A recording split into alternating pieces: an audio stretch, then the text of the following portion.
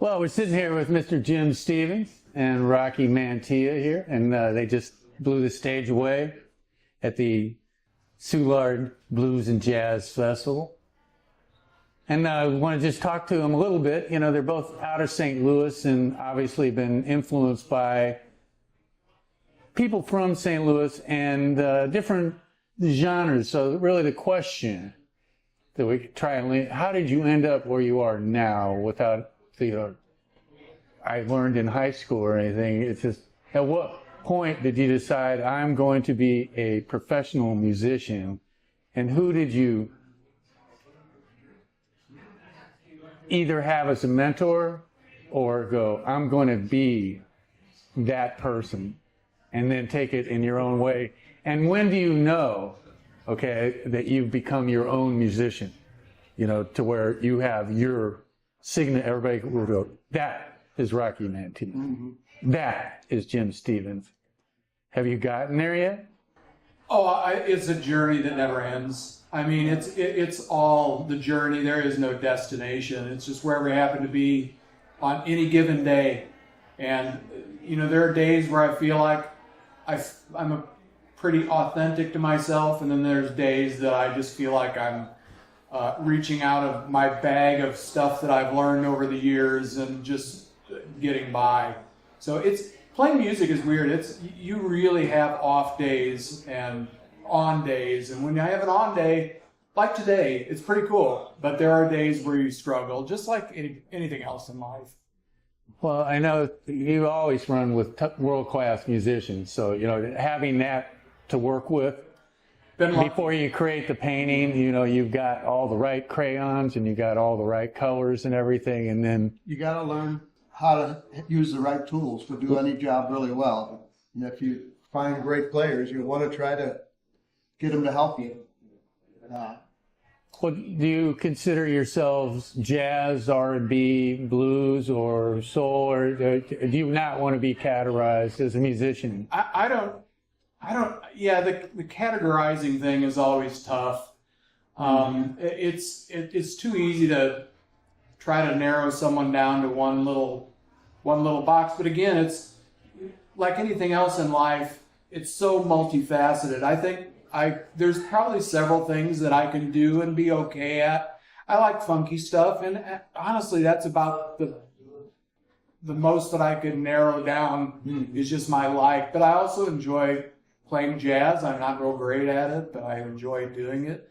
I play classical from time to time. I enjoy doing that. It's all music. It's all music. It's less about the genre than it is about trying to make people feel a certain way in the audience, and that's all that matters. I think you certainly did that today. Did you feel that? You know, they were great crowd, very focused, and great vibe. But that's all that matters. It's, you know, it can all be distilled, as far as I'm concerned, down to just feel.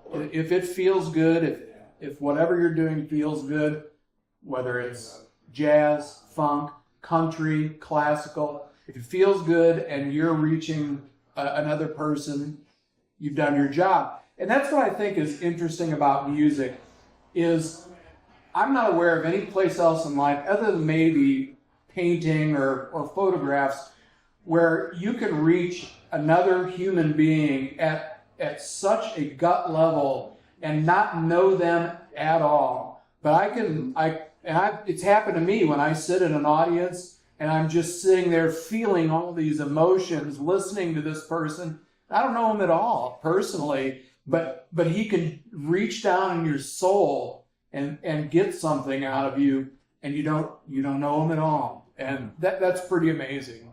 That's what I love about music. I saw a neat interview with Paul McCartney, and I just thought he really hit something. He said, music is so magical. You can elicit emotions from people without any words. Like, it could be a classical piece and cause people to cry. Yeah. And it's just magic. It happened to all of us, I think. At one time, we've heard something that just... Well, that's why they put the soundtrack behind movies. You know, the music actually, Yeah. They create pulls you right into that. Yeah, music is very, very powerful, and it's not something I take lightly when we go out and play. It's important stuff, and as long as I feel like I'm reaching anybody, then that's really all there is as far as I'm concerned. The rest of it's just kind of smoke and mirrors and business. But if you're reaching your audience, you've done your job. You asked a couple questions to start off with, like when did you decide you were going to do this for a living or whatever? Yes. I decided in college, and it just reminds me of so many mistakes I made. It was like I just blew off college. I didn't apply myself. I took music as a minor because I just thought, music is more instinctive with me, and I don't relate to it as a academic thing. And I wish I would have paid attention, and learned so much. It's funny how when you get older, you figure out all your mistakes. Yeah. Do-overs would be great, but, here we are. And, at the end of the day, I still think what we're doing is valid, whether you went to school for it or you didn't go to school for it. Or I think we still have something to offer in spite of maybe some shortcomings of decisions earlier I think in I life. found out who I am personally as a musician when I stopped trying to make a living doing it. Right. And I just started playing whatever the hell I wanted, whatever moved me. And I hope that it connected with people who I was playing for. You connect with people, I think, more than anybody else that I know. Wow. And especially me, man. I've always loved your voice and playing. I think you're one of the, if not the best in town. Right, and your voice is an instrument too, because you got it. Definitely. And I'm still trying to learn how to use it. Were you either mentored or associated with people that you I know you brought some people to St. Louis. When was it, Santana? Yeah, we had a couple of shows with Alex Lidgerwood, who is lead singer the with vocalist, Santana, and Average White Band, and a number of other groups and then David Garfield was the keyboard player with George Benson, and again, he's one of those guys that played on hundreds of records in his career. And David Garfield is from St. Louis, and I kind of stalked him at a couple of gigs and weaseled my way into sitting in with him, and it just sort of blossomed into a relationship that at the end, we ended up going to Jakarta, Indonesia for the Jakarta Jazz Festival with the guitar player Larry Coryell, who just passed away a few years ago, and James Jackson and John King, and we all trekked 21 hours to Jakarta to play with those guys. So yeah, that was. Well, why not? It's better than a bar gig. Man, you got that right. Yeah, and those guys were at BB's. I remember. Yeah. Yeah, it's. I've been lucky. I've gotten to play with an awful lot of really amazing musicians over my career. Yeah, to see then that what you were talking about, I kind of felt that from them. They were very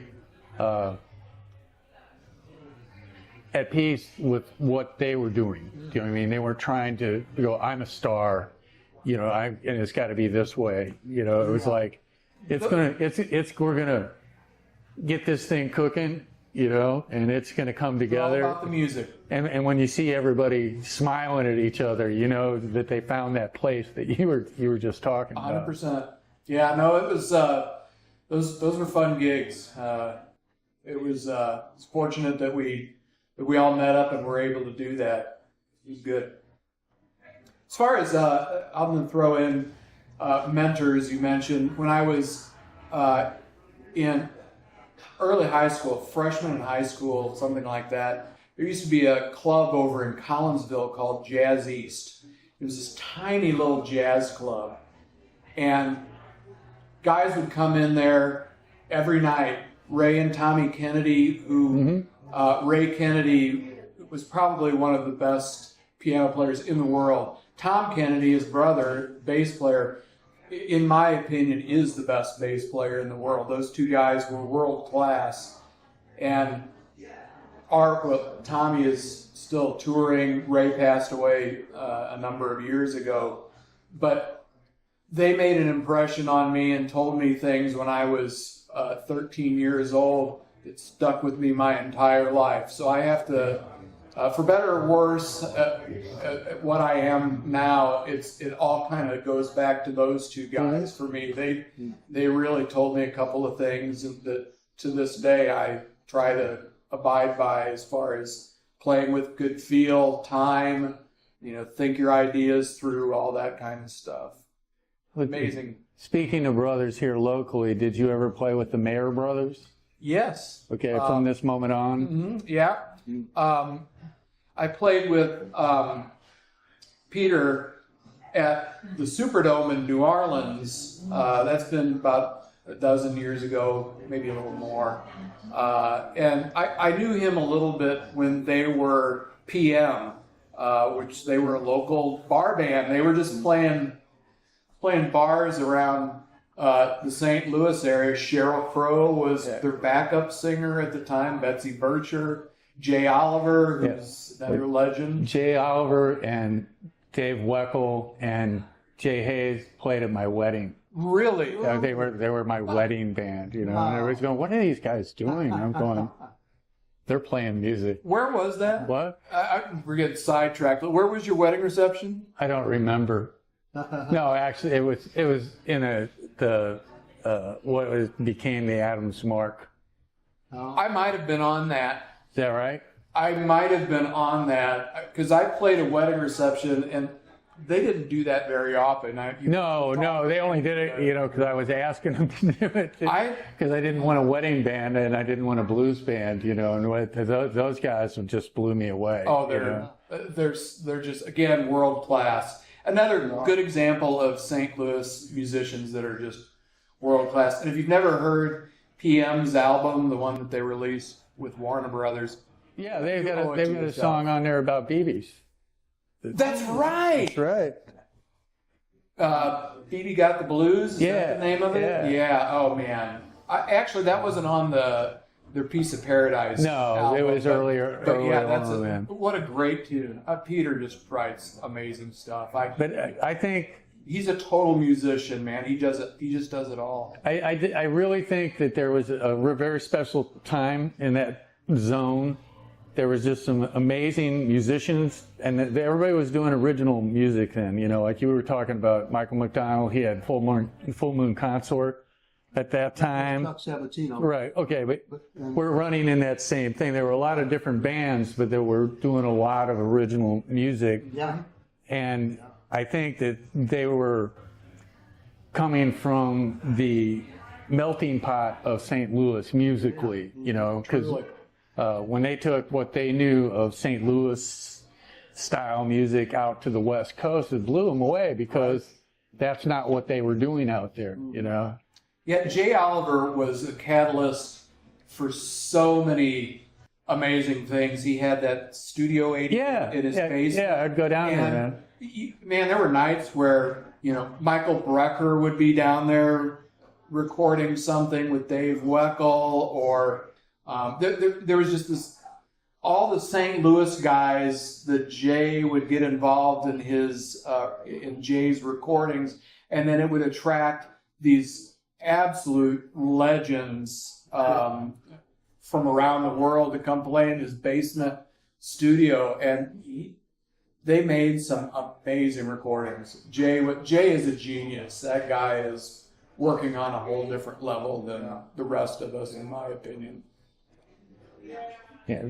Well, do you think that where you're going, are you going to work on original material on the side? Since you're not really wanting to be anything like a wedding band, and not particularly a bar band either, because you're doing world-class music. So if you could play it, I would think that you could create it, and it'd be you, again, creating your signature brand of, Rocky Mantia. Because I know when I hear you, I could tell a mile away that's Rocky Mantia.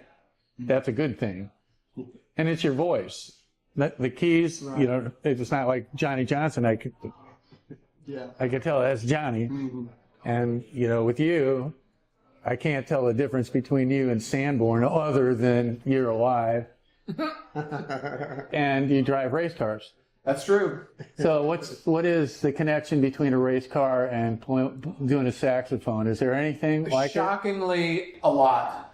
One example is when you drive a race car, you have to live in two different time zones at the same time. You have to be controlling the car and doing whatever the car is doing at the moment, but you also have to be thinking a split second ahead and watching a split second ahead for the corner or whatnot. Same in music. You have to be playing what you're playing, but thinking where you're trying to go at the same time. So it's this weird dual time zone that you live in both instances, whether it's driving a race car or being a musician. If you're not thinking where you're wanting to go as a musician, you never go anywhere. You have to be thinking where you're trying, where you want this line to end up or this phrase. You have to be living there while you're performing it.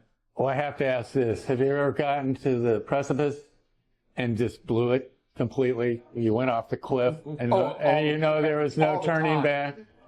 If you think about it too much, you do. Yeah, that's Because if you don't think about it, just let the music happen and rely on all your practice. Yeah, but I mean, that's when you can't play it safe. You go, man, I know, I feel it. That's it. That's it. And you get. It's both driving and playing music. It really is surprising how similar they are in an awful lot of aspects.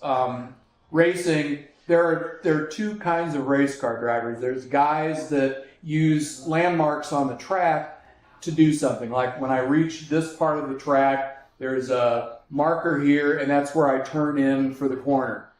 And then there are other guys who just, when the picture in their head matches what's happening in front of them, they know that's where they're supposed to turn.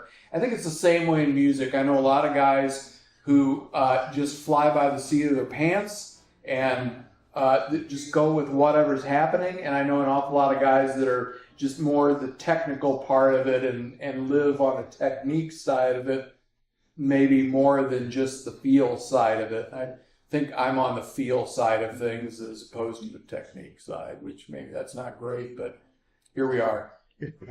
Well, do you feel that your growth is going to be through original music now that you're comfortable with yourself and giving up trying to be that kind of a band? For me, that boat's kind of sailed. I'm kind of in an age where I just want to play good music, whatever it is. I really don't care. My writing varies so much that I hardly can say I have an identity with my style. Well, that's a good thing, though, isn't it? I think I'm better at assignment writing. I always have been. If somebody says, we need a song for this band who has this soulful female singer, I could write something like that easier than if I just sit down and just start trying to write something. Well, that's like Oliver. Oliver was a great writer, and he wrote for women. Yeah. Yeah.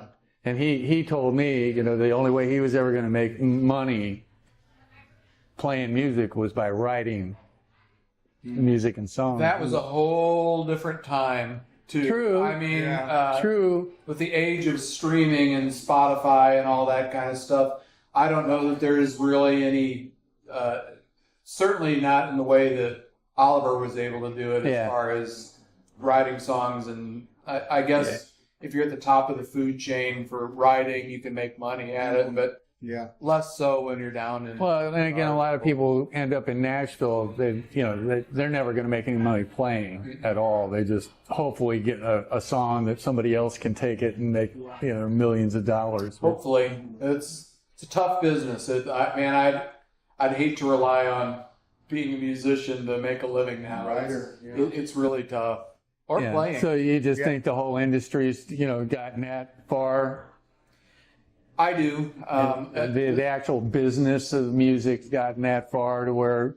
Well, my take on it is the music that we play appeals to people our age, and I hate to break into this, but we're kind of dying out. Our age group is aging out. don't like to go out to 2, 3 in the morning to a club or any of that.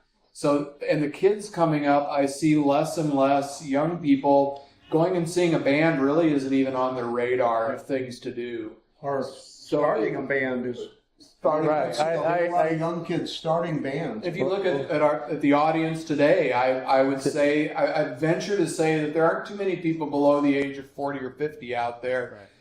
They're the ones that are still supporting us. But it's becoming more difficult just because as we age out. I understand that very well. Yeah. I really do, Yeah. you know. Yeah. You do. It's not the crowd isn't coming up like they have for the last 100 years, where, you know, kids are coming up and they play music and start a band, and the circle of life continues. You know, it seems like They sit at home and learn off of YouTube and play to themselves. That's it. Yeah. For nobody else. Well, at least not a live audience. You know, Nobody ever dances to them. that's true. That's a problem. It is a problem. It's sad that, you know, that the younger generation is not, that's not really part of their being. But, you know, and that's why it seems like there's fewer and fewer venues for us to play at every year. There's just been an amazing decline in available spaces for us to make music, as well as funds to have an entire band. It seems like The economics of the band business is really yeah. It's solo and duo acts, it seems like, are the only way that you can make enough money to survive on anymore. Well, the Blues Society is trying to make sure that we make people aware of what we got here, you know, and obviously live music is better, right? Because 100%. And this blues music that, you know, circulates around the river is a treasure. Yeah. We have. It is. You know, it's just one of our greatest exports. It's just been such a frustrating thing for me, you know, that we've got this city that's just, you know, the soil here has got stuff that it's amazing. The water, you know, whatever it is, okay, it isn't the beer, but it's something else, you know, that it creates this music. There's the music. I got people waiting for me. And it's that certain sound. Yeah, he's waiting. So with that piano roll, Rocky, let's hit the road. I want to thank you both really for performing at this particular festival. Yeah. It is Soulard, it is St. Louis, all St. Louis, and that was something a little different than what we've normally done, where we would bring the national acts in purely to let the people, this is what happens, okay? If you walk down there, about half those people were great. Where are they from? You know, it's almost like an assumption that they were that good, they have to be from somewhere else. What kind of attitude is that? You know, I mean, where have you been? Right? Like, did you hear a little bit of John Dahl down there? Yeah. The guy's lived here his entire life and nobody's ever heard of him. Yeah, So, I mean, that guy was good enough to even sit on your stage, and you wouldn't let anybody on that stage. But, you know, so maybe we'll do that next year. Let's do it. Good, yeah. We'll combine the tribe. There you go. All right, I like it. And make it a better festival, and take our music and our personalities and everything upward Sounds good. and onward. Thanks again. Thank you, Dad. All right. Yeah. All right. My son's calling me going, where the hell are you?